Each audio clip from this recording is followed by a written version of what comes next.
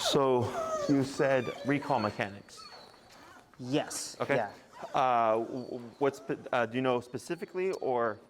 So he's pretty slow. He's pretty leisurely to trot back Okay. to me, and then he will most of the time he'll get to me and he'll sit when he's looking at me, but then he'll spin around to sit and look out. Okay. Right after. So I think that's not what we're going for. I don't know if it matters or. So it depends. So the way I teach recall is simply get over here. Okay. I don't care where they land, right, left, front, back, between your legs. I just care that they're within the immediate space. Okay. If you're not wanting him to look out, you can correct that. Okay. Okay. So if you want it to be more type specific, like let's say you want him to always land at the left side, then when you do recall, you would have a treat or whatever, and just always have it here and feed him, so he always lands. So then he starts to favor the left side because he's thinking, well, I get paid here. Got it. Okay. Now if it's just if your expectation of the recall is mine, I don't care where you land, just make sure you're right here. Yeah. Then it doesn't matter. Okay. Okay. Well, yeah, I think that works for me too. Then I just didn't know if it would matter. If Okay. it doesn't matter, then it doesn't matter to me. Okay. Okay. Yeah, because some trainers teach this kind of where the dog lands in front of you and they're looking at you. I simplify it because even if the dog's looking at you like this, they can still take off. Right. By having the dog come really tight to you, that's actually what prevents them from taking off in the first place because of that closeness. Because if the dog lands here, a lot of people go a dog. I'm like, but the dog landed 4 feet away. Right. And eventually that becomes 4 feet away, slows down and takes off. So that's why I always push for that immediate space. Okay. Okay. Other questions? Yeah, and so when he comes back, I know I want that to be positive and good association. I think, right? So Yep. I'll notice if I go down and be yeah, good boy or whatever. I think he thinks I'm about to be break because a lot of the times I'm okay, I'm gonna break, and I'll give him a little rustle, and he'll hop up and go, and it's a happy thing. So I think he thinks I'm about to Release them? Yeah. Okay. So I don't know what to do about that. So what you would do is recall. He comes to you. Good boy, right? Anticipating he's going to take off on you. So you can even step on the long leash, giving him only 5 feet of slack or whatever. Okay. You praise him, and then you stop, and he goes. You just start remoting until he comes back in again. Okay. Okay. And then you ignore him for a bit. Break, right? And then repeat. Got it. So for him, like you said, he's assuming that once I get praised, my job is done. That's not the case. Right. So you praise him to put him in that mindset, but he has to learn that him leaving your side without permission is not an option. He really has to listen for that break cue. And so you can just correct that. So the reason why we wouldn't call him again there is because then that would reset your command. Right. Okay, because come means come to me and stay with me. So if he takes off and you call him again, you just told him to come back. You didn't tell him not to leave your side. Right. Okay. And that's why correcting as opposed that makes to perfect sense. Yeah. So it's because that's what most people do is they repeat the command. So place command means go here, don't move. But if the dog gets up and if you say place again, you just sent them back to place, but nothing said don't move. So that's why we allow them to somewhat break the position so that we can correct them, and then teach them place means go there and stay there. Otherwise, you'll be corrected. So same thing for the recall. I call you, and I don't care if it's been 5 seconds or 5 minutes. You stay at my side until you very clearly hear break. Okay, and if you don't, if you break away, I'll remote you to bring you back. So then he goes, okay, well, I don't want to be corrected. So I'm just going to assume unless I hear that word break, I'm going to stick to my dad until he cues it. Gotcha. Okay? Okay. Other questions? And then speed on recall. Does that? It does matter. It seems like it might. So how fast would you say he comes to you? Pretty slow. Not super leisurely, but there's no urgency at all. Okay. Have you seen him move faster for other things, or does he? Yeah. I mean, yeah. Okay. So so he's capable. So he's choosing not to. Yeah, okay. definitely. Anything else? Not on recall, I don't think. Okay. Other questions other than the recall? Yeah. I'm trying to think. Well, what do you think is happening right now with that? The anxiety? Yeah. Yeah. So this you can correct, right? Okay. So it could be because he's used to coming here and playing and interacting and stuff. Yeah. And because he keeps pointing that way and kind of observing, so it kind of could be Just, the need of or not need, but the want or intention of hey, I want to do something because that's what he's used to. Okay. But if you ever see this, you can correct it. Okay, you through the remote With the collar. remote? Okay. So like, what's your number currently? Right now, 30. So go ahead and just give a tap here. Okay, and we see what happens. So you see how he sits down, right, and he lays down and then relax your leash. Is what you just told him was cut the anxiety. Okay, but you see how he's starting to like escalate a little bit. So we see what happens here. So the panting you can't correct; it's got to come out somehow. Sure. But the whining you can. Okay. So Okay. then here, the next time he whines, I'm gonna have you tap. Okay, tap, tap, tap. Okay, let's go to 40. He felt it, but I can see that he's not really feeling the full power. Tap. Wait a moment. Okay, let's see what happens here. Tap, tap, tap, tap. And then you're gonna anchor yourself like you are, okay? And see what happens. Tap.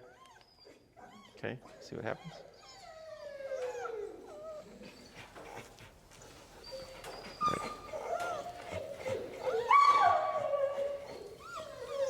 May I see your remote? Sure. And what I'm gonna have you do is just hold your, I'm gonna actually have you choke up on your leash a little bit to kind of just anchor Elio a little bit closer to you, okay? I'm gonna try to tap, tap, tap, tap, tap, tap, tap, tap, tap, tap, tap, tap, tap, tap, tap. Right, hold right there, good. 59, tap, right there. So that correction, right? So I'm going up, I'm already at 60. And he's like, this is too much. Not so much the correction, the stress of everything. The stress of like having this here and not being able to do anything, and the stress of this telling him to like ignore it. So then he seeks comfort. So then we just stand still and I just tap on the remote until he removes himself, because he has to learn how to handle that, right? So I don't like push dogs off or anything like that, because I need him to make the decision of, I'm gonna remove myself, because what I'm doing right now isn't helping the situation. But if you push him off, you're essentially doing the work for him, or if you twist and you knock him off balance, it's doing the same thing, but you're doing a bulk of the work to get him to do so, as opposed to tap, tap, and I keep bumping, and he's like, you know what? I'm gonna choose to remove myself. Okay, so like if we have dogs that are reactive, and we're how do you say, pulling the dog away, right? We're doing all the work to remove them from the situation, as opposed to I just sit there and I correct them until eventually they go, okay, I don't want to be corrected again. I want to just tolerate this and let this happen. Okay, I'm making the dog do the work. Okay, so you see how he's starting to quiet down a little bit. He's still whining a little, like that little tiny pine, and that's at 59. Because every time it got too much, I was disagreeing with it. And what we're looking for is when we tap him, we want to see some considerable movement. Okay, because that considerable amount of movement is telling me the number that we're operating at is concerning to the dog. Okay, so earlier when you tapped him at 30, it was good. Like I saw him move and like lay down to chill, but then right away he started whining. Then we tapped him again, didn't work. We went to 40, tap, and then he kind of sat up, but he kept whining. So then I was like, let me take the remote, and I jumped it, and I went to about 60. And you saw where he was like, hey, this is too much to handle. And then we worked him through it, but now he's starting to be more quiet. Okay? Yeah. So this isn't about obedience. I don't care if he sits, stands, or lays down. I just want him to not whine. But you're going to see things like this because since he's relaxing, he's going into a more relaxed position, whether it's going to be the sit and or the lay down.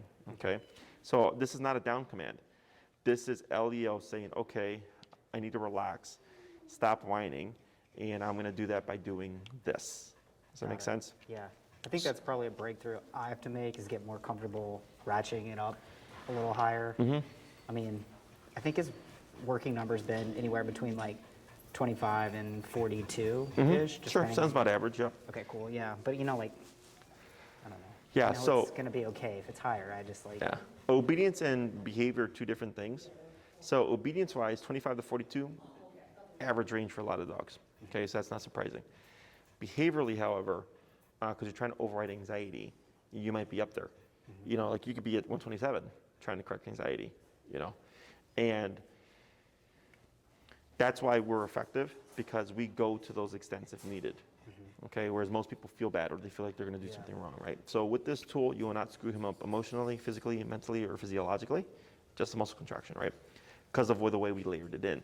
He knows how to turn it on, how to turn it off. Because if he didn't, we would create more stress Okay. Yeah. Okay, so I have a case right now that I just did the consult with, and the dog's already been previously trained twice on e-collar. And they're like, yeah, we remote him, and he like starts jumping and attacking the leash. And I go, it sounds to me like he wasn't taught remote correctly, because that sounds like frustration, because the dog does not know how to turn it off. And after I talked about a few things, they're like, that makes a lot of sense, because they weren't shown how to use the e-collar.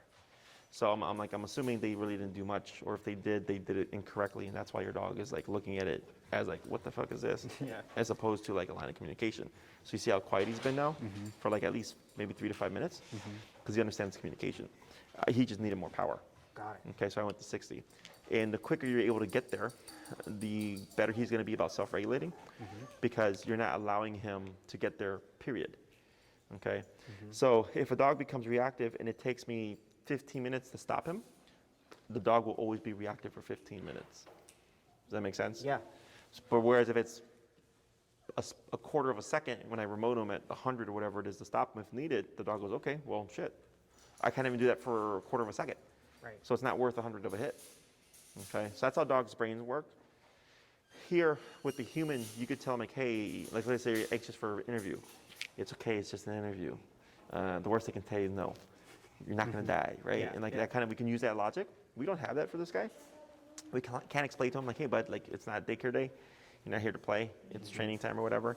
It's just any other dog would come and bite him to disagree with the behavior, and that's exactly what we did here. Got it. Okay. Okay, is I just said, nope, you're not going to do that. Okay, humans and dogs very different. Us, we want to console. Like I saw you kind of petting them and all that stuff, which as FYI, don't do that, because that's I had a feeling you would say that. yeah, because our intention is typically to console, Yeah. or we're so programmed to do it that we just do it without thinking. But remember, Isn't that like just rewarding it? yes, basically? petting is a reinforcer, Yeah. and you would pet anything you want to see again. That makes sense. So if he's barking out the window, you would pet him. I want to see that again, right? Because I want more security or whatever. So same thing here. If he's being anxious and you're rewarding him, you're telling him, I want to see that again. The next time we're here, be anxious again. And I'm saying, nope, you don't need to be that way. Okay, so whenever you pet him, I want you to think to yourself, am I rewarding, do I want to reward this right now, Do right? I want this again? Yes, exactly. And the answer, behaviorally, reactivity or anything like that, because that's another thing people do, right? It's okay. It's okay, Right. buddy. Like your communication is to console, but the dog just feels the petting and he feels softness of energy. So the dog goes, all right, well, I just guess I'll just keep doing this, right? It's just don't do that, Got okay? it. And you're not being mean, you're being direct. Dogs don't have a concept of right or wrong. They don't have a concept of mean or anything like that. That's a human thing. So that's why we feel bad about it. Okay? Other questions? Yeah, so in times when, like if we don't have his e-collar on, I've been not working on any of the obedience things because I wasn't sure like how do I correct. But like, there are times when like, we don't have it on, we're out for like a quick walk or something, but somebody's like walking their dog toward us for no reason, but are coming toward us. Like, Sure. I know like when I have the collar on, I can put him in a heel and we can get past it and like, assuming that they don't like React or something? do something crazy, like it's fine. But I don't do that when he doesn't have it on because I don't kind of know what to do and I didn't want to like send mixed signals or Yeah, and that's technically correct, because what would happen is, like, let's say he's not on the collar and you gave a command and he didn't respond or responded negatively to the dog or whatever, and you don't have a means of reinforcement, he learns that. Okay?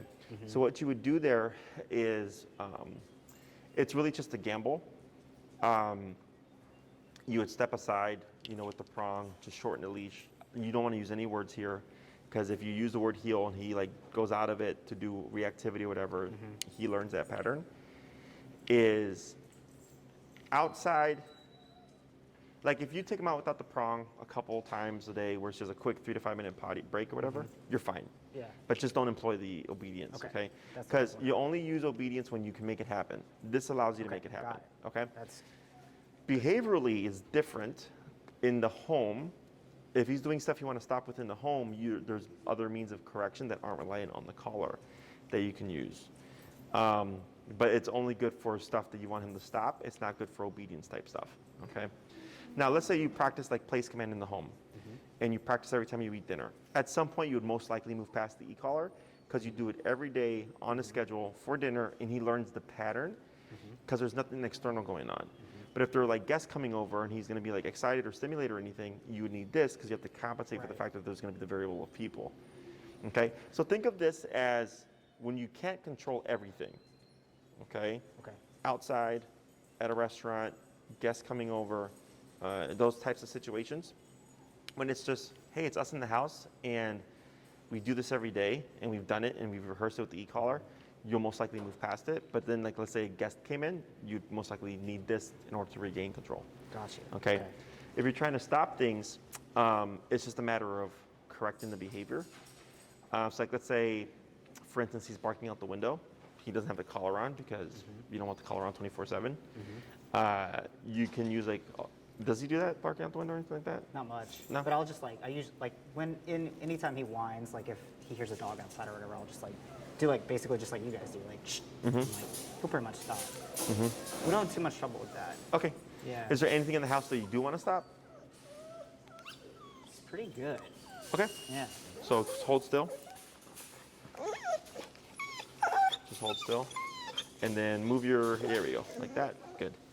Because his paw, he got stuck under the leash. I dipped it down to 45 here. Okay, cool. Yeah, then you're fine there. Yeah. Yeah. Okay. Anything else?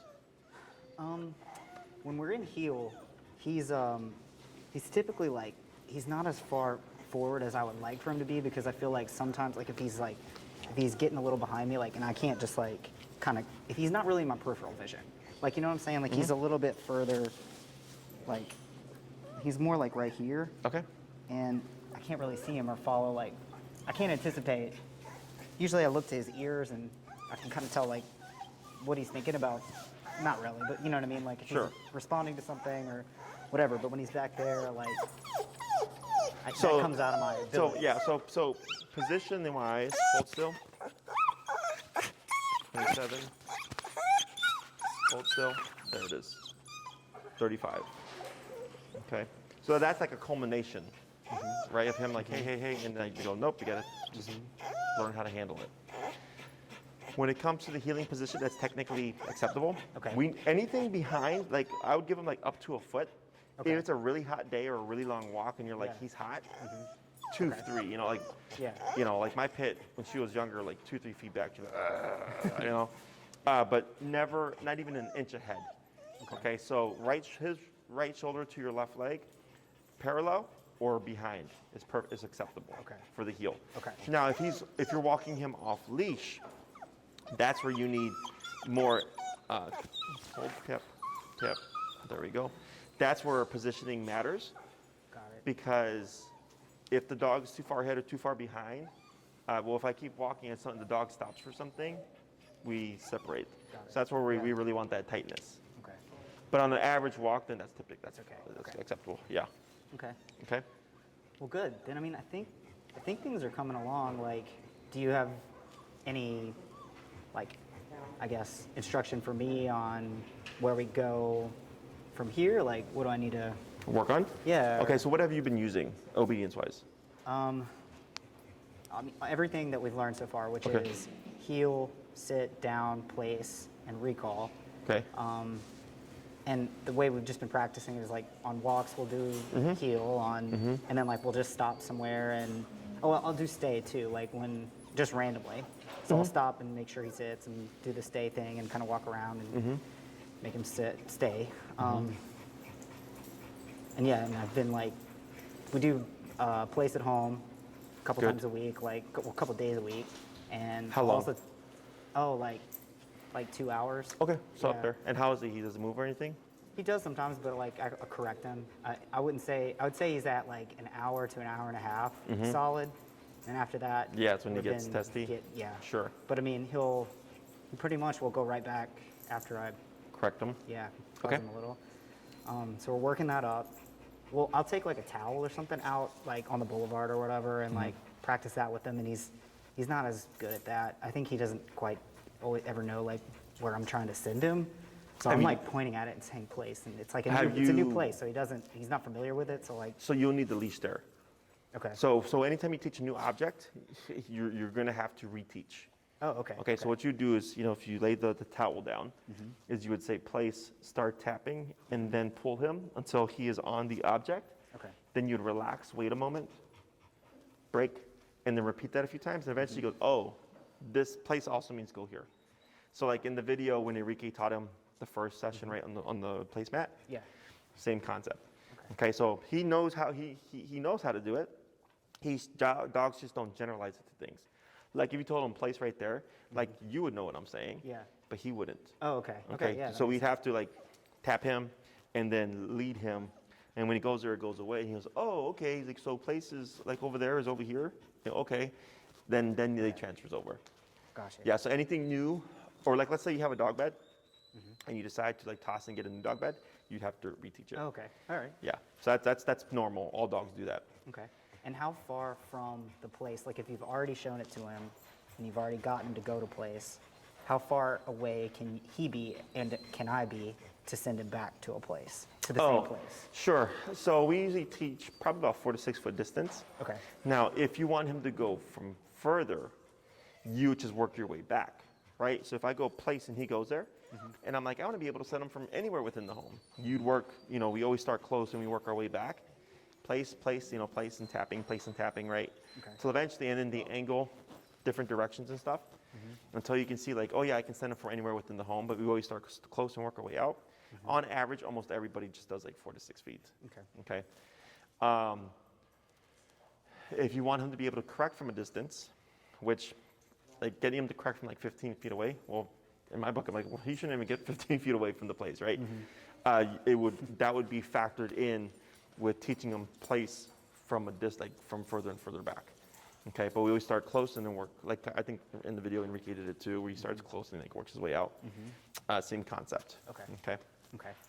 Yeah, and it's like, it's not something I don't think I really need, but if we're like out practicing our stuff and like kind of doing drills or whatever, like, that's. Yeah, so what you could do is if you pop him on the long leash, and you're like practicing his routine. Yeah, that's what we do. Yeah. Just for like, how do you say, for training's sake, like you can push things, because it's a training session, because if you always practice it the same way, it just gets monotonous. But as you practice with them, you can just, it's not like the intention of, right? Like the people, like I've only had like a couple clients who are like, I want to send my dog from anywhere, right? That's their intention. So they're intentionally practicing the build of that. In your case, it's just, I'm training with my dog, and we're just doing this for fun, and I'm just going to push things as we go along, but it's not really my intention for him to send from 20 feet away. Right. You might get there, but you're not aiming for that as a goal. Yeah. Yeah. Okay? Yeah. Other questions? I don't think so. I mean, like, so yeah, that's kind of a summary of where we're at. And like our overall goals are to, be able to get to a place where we can, mostly I can feel comfortable, but him too, I guess, like, out at like forest preserves, like on hikes and stuff like that, and feel like I have control. And if he gets away from me or something like that, like I can get him to come back to me. And then like, I don't know, other like just social settings, like patios or, whatever. Those are kind of like some of the lifestyle things that You'd want to do? we want to get to. Okay. And that's what we're working toward. Yeah. So you're kind of already there. Okay. He is, at least. It's Yeah. getting you there with him. Okay. Does that make sense? Yeah. So it's okay. so the con of a daycare and a board and train is that because we do all the work, everything's tied to us, and then we transfer. That's why the video and all that stuff. Sure. But then it's getting your comfort level there. Okay. Okay. So like I had a lady who did like 9 classes with me, and her dog was very reactive. She used to walk up and down 20-something flights of stairs to avoid the elevator because it was really bad. And then we got that done within like a couple of classes, right? And by the end of the program, her dog was great. Off leash, I was like, man, your dog, like, you've done great work with this dog. And then she told me herself, I would never have this dog off leash. I would never bring this dog around with dogs, blah, blah, blah, right? And I was, fair enough, right? I was like, I'm just letting you know, this is where your dog is at. But she wasn't. And I saw her a year later, and she came up to me, and her dog was off leash, right? And I was like, oh, how's it going? I was like, Abbott's off leash now. She's like, oh yeah, Jesse. She's like, I've been walking him off leash for a few months now. She's like, it just took me time to see, 1, that I had control, 2, that he had made so much progress with, because she was afraid he was gonna take off and like attack a dog, right? That wasn't a problem anymore. And then also he had actually made dog friends. She's like, he actually has friends now, Jesse, that I take, like my friends' dogs. And I was like, yeah. I was like, that's great, because she continued with the work and stuff. But then she finally started to see like her eye, like she's like, oh, like this stuff worked, you know, but it took her longer than 9 weeks to realize that, right? In your case, because we did all the training, it's all associated to us, we're transferring it to you, but now you're going out there and applying it, and now you're kind of building your confidence in your control in him, right? So what my suggestion would be is if you're driving by a restaurant or a cafe or something and you know they have downtimes, start to go. Yeah. Okay. Right? But don't go like peak dinner time, right? Yeah. Like you're easing yourself into the situation where you're exposing him to other people and dogs, but it's not, you know, 20 people, it's only like 2 other people. So then you're like, okay, this is where I'm at, and if you can find another time when there's like 5 to 8 people, you go then, right? And don't be discouraged if you have a negative experience. Okay. Okay, that's what that's for. If you were to blow up at a dog walking by too close, you would correct them. And that just shows you like, okay, like I needed 75 and he stopped being reactive and we had our dinner for the rest of the time and other dogs passed by and he was fine. Right? But people go like, oh my God, the dog blew up. We can't do this. We're gonna go, right, not gonna bring the dog back ever again. Yeah. I'm like, but then you get nowhere. Yeah. Okay. So I have a dog like that right now who is superhuman reactive. And she blew up when they went to a patio and it didn't go well. And they're like, why did it get worse? Because they were escalating her. And then she blew up at me when I walked up, and it turns out they were too high on the collar. So I walked them to the scenario, and then we, you know, went through things, and because their assumption was just slam it. And I was like, not in this case. So they're like, okay, that makes sense. And then they just went back out there again, you know. So with high risk comes high, or with high reward comes high risk, right? Yeah. But people get stuck in their heads too much about what other people are going to think, right, and all that stuff. Let it go. It doesn't matter.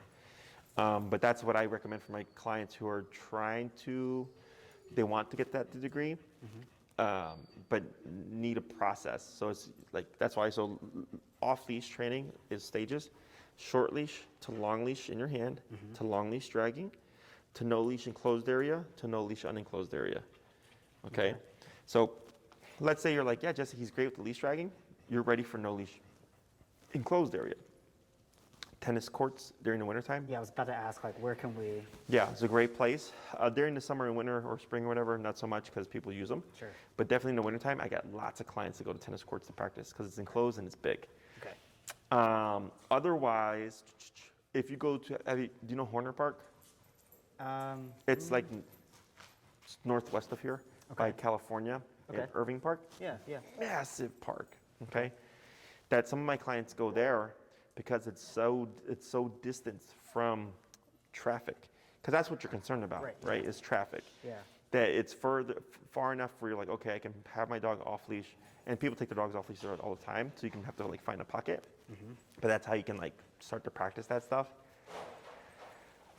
On the lakefront, over by Diversey and Inner Lakeshore Drive, like it's all path, open grass and stuff like that. And there's like little pockets where there's plenty of space where you can be distanced from traffic, but also people to like practice off these stuff there too.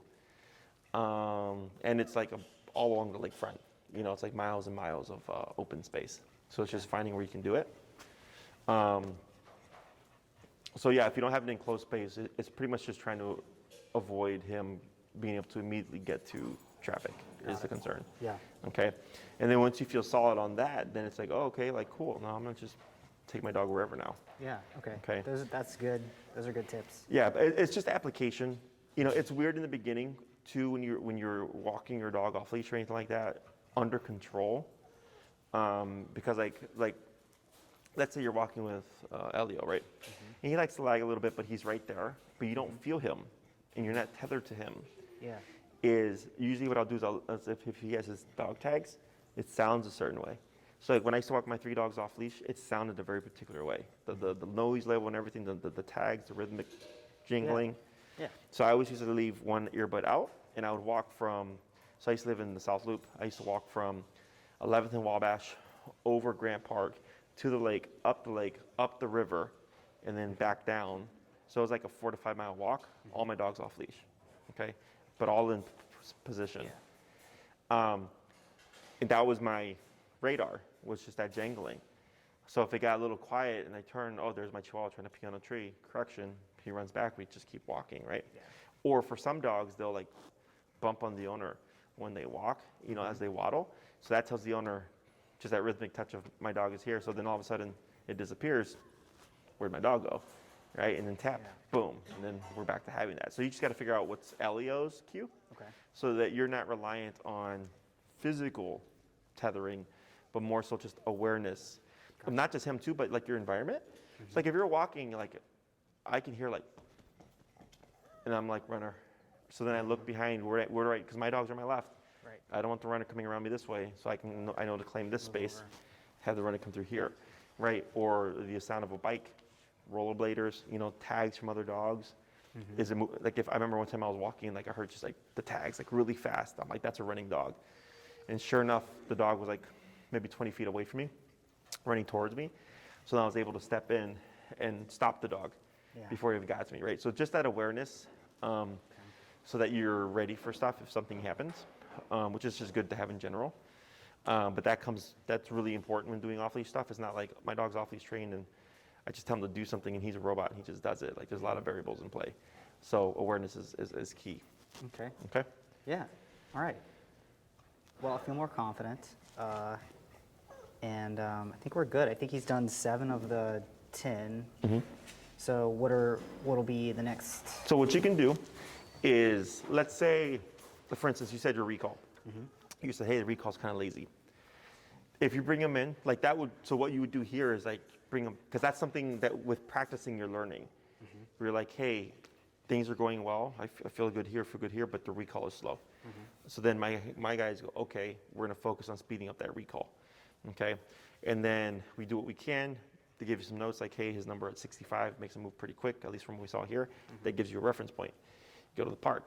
You know, you can try 55, so you just don't jump at that 65, and then work your way to it. And if you see he's doing better, but still slower, 70, 75, but you have the reference point of where it was. Okay, because now he has to do that with you.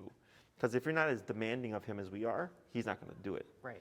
Okay, but we can at least figure stuff out for you and then help you there. Or if you're like, hey, like his long leash heel is sloppy. Like he doesn't, when I tap him, he doesn't come to my hip. Then when he's here for day 9 or whatever, we're working on that. So that's what some clients have done, is that they'll do a number of sessions. They'll have their first lesson. They'll go off and practice, and then come back and say like, hey, could you help me with this? Okay. We work on that here. They go off, practice, come back, and then the same thing, like, okay, this is where we think the dog needs work, okay? Sweet. So we're kind of working together until we get the dog to the point where the owner feels good about what the dog knows. Okay. Okay? Yeah. Other questions? I think that's it. Maybe one last thing. I got one of those like bungee cord collars for. Oh, sure. Yeah.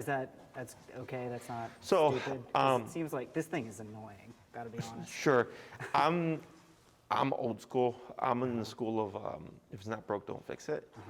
I'm not a fan of the bungees personally, because I feel like the elastic things that you pull wear down over time and they get loose. So that actually happened to a client the other day where she was training and the collar got loose and she was wondering why the dog wasn't listening. And then I was like, your collar is loose. So that's one thing. The other thing is I don't feel like they're consistent. Okay. You know, I know some people swear by them. I want to try it out. His long hair, it's like a pain in the ass to put this thing on. Oh, sure. It sounds stupid, but like, it's fine. aggravating, you know? He's on regular probes, right? Yeah. Do you ever find issues with contact? Well, I don't know what I'm looking for there. Like, I know that's like that's one of the things people say bungees help with, maybe, but like, I don't know what I'm looking for. So, you said his number ranges from 25 to 42, right? Yeah. Okay. So when we have good contact, it's like consistently like 20, 25. Okay. Like the owner can put the collar on and no, 20, 25, I'm going to get the response I need and just do their thing. And I get other clients and denser coated and or longer coated hair dogs. They're like, yeah, Jesse, my number could be anywhere from 15 to like 75. And I'm like, that's a really big range. It's because of the fur. It can inhibit the contact, inhibit it. So that's a big reason why it acts as a buffer. So then you could be at 70, but he doesn't feel 70. He's feeling like 30, 35 because of that buffer there. Whereas if you had good contact, you'd be like, hey, Jesse, like, yeah, his number's about, 25, 30 on average. It's more exact. Okay. So if it's doing the collar thing, which at this point you can actually clip the excess, by the way. Okay. We only do it in the beginning just in case you have to return it. Okay. So if you put it through, so we do the bow because of the excess strap, right? Yeah. But otherwise, you can cut it. What I suggest is you leave yourself some wiggle room, okay? Because I had one client that cut it like right after the dot. You know, it's such a pain in the ass to put the collar on because they had no wiggle room. So leave yourself like an inch or two of wiggle room, and it's just put it on. You don't need to do all this other nonsense. Okay. Otherwise, if you want the bungee, it's just personal preference. My personal preference is I don't like it. Okay. But if you still find issues with consistency in contact, then that's where a winged adapter would come into play. Okay, yeah. And I've seen those, and I know that's like for the hair. Yeah. So like the German Shepherds that we have here, oh, there was one here earlier. I think he left already. He's on an adapter because his coat is so crazy thick. So it just makes it more consistent because it's thinner. So it's able to get through all that fur as opposed to two kind of like, you know, the solid rounded things trying to press through a bunch of area. Got it. Okay? Okay. And we have those here if you ever decide you want to try it out. We have the winged adapters here. Okay. So like I had a client earlier who has an Australian Shepherd and they're having issues with consistency on the contact. So then they got a winged adapter and they're going to try it out for a bit. So. Okay. Yeah, is that something, I know you guys are starting to sell stuff. Is that something I would rather buy it from you guys than? Yeah, we have them here. Okay. How much are they? The winged adapters range anywhere from between 35 to 45. Okay. Okay. And then there's also longer probes, which are like $8 to $12 for a set. But it's still kind of the same issue. So like there's 1-inch probes that are like this long, but it's still having to get through it's the fur that it pushes down that's the problem. So the winged ones tend to be better. Like Enrique uses the winged adapter for his German Shepherd. Maddie uses the winged adapter for Rudder, and his number went from like 28 to 8, I think, but he's a shorter coated dog. But even on him, the two probes wasn't as good of contact as it was with the winged adapter. Okay, so if you want to try this, what your setup is now with the bungee, and to see if that changes anything, and if you're like, yeah, no, it's still kind of sloppy, just let us know, and then we can get you fitted with a winged adapter to try out. Okay? Okay. Other questions? I think that's it. So what I would do now is start going out the comfort zone, because that's where we know where his training is at, right? And then once you feel like you've hit your plateau of what he can do and stuff, then you could then bring him back and say like, hey, you know, the recall needs to be faster or something like that. Could you please work on that? And we make that our point. And you just keep kind of taking him out and then practicing until you feel like you got him to the point where you're happy with what he knows. Okay. Okay? Yeah. Anything else? No, I think that's it. Good. And you see how much like he was more settled now because we're proactively correcting him and stuff. And I think I dipped it down because since he was jumping a lot, if he's jumping a lot consistently, like hey, that's usually okay. Now we don't need that much power. I adjusted it lower. Okay, so he tells us what's too high and what's too low. It's just a matter of like recognizing when you get to that point. Okay. Okay. Yeah. So it's not like if he got up to like a 75, the next time I correct him, like if several minutes have gone by or something like that, I could drop it back down. It could go again. down lower. Yeah. Correct. Yeah. Because what happens is when you finally break that mindset, it becomes more receptive to lower levels. Okay. Because you already broke the hard part. So now he's like, okay, I'm more passive, I'm more settled now. That lower number comes into play. You get a feel for it over time as you get used to it. Don't be worried about screwing up because I think that holds a lot of people back. Yeah. Like I said, you won't mess him up in any way. He's not going to start bleeding one day and like have a scar or something like that. You're going to make mistakes. We make mistakes. We still make mistakes. It's just part of the process. But that's how you essentially learn. But you have like a foundation to build from. Because actually the other people, the one that I was talking about with the patio dog that blew up, they're like, we don't want to screw up. And I was like, you're not going to screw up. And I was like, do you know why you're not going to screw up? And they said, why? I'm like, because you don't want to screw up. You know, like Yeah. they're so worried about screwing up. I'm like, you're not going to screw up, Yeah, yeah. At least not like in a sense of like really fucked up kind of Totally, screwed yeah. up. Because they, you care about your dog and stuff. But you also have to like go past that. And then, I don't want to screw up either, but I've been doing this for 10 years, so I already know all the stuff I can get away with. Yeah. And know like nothing bad's going to happen. It's because it's all about how you layer in the collar. As long as the collar is layered in correctly, it should be fine. Because the dog knows there is an answer to turning this off. It's when the dog doesn't know what the answer is that things get a little weird. Okay. But he knows all that stuff. Yeah, we're past that. Yeah. Okay. Thanks. I think I needed to hear this, so I appreciate it. Yeah, no, it's not. I get it all the time. I get it.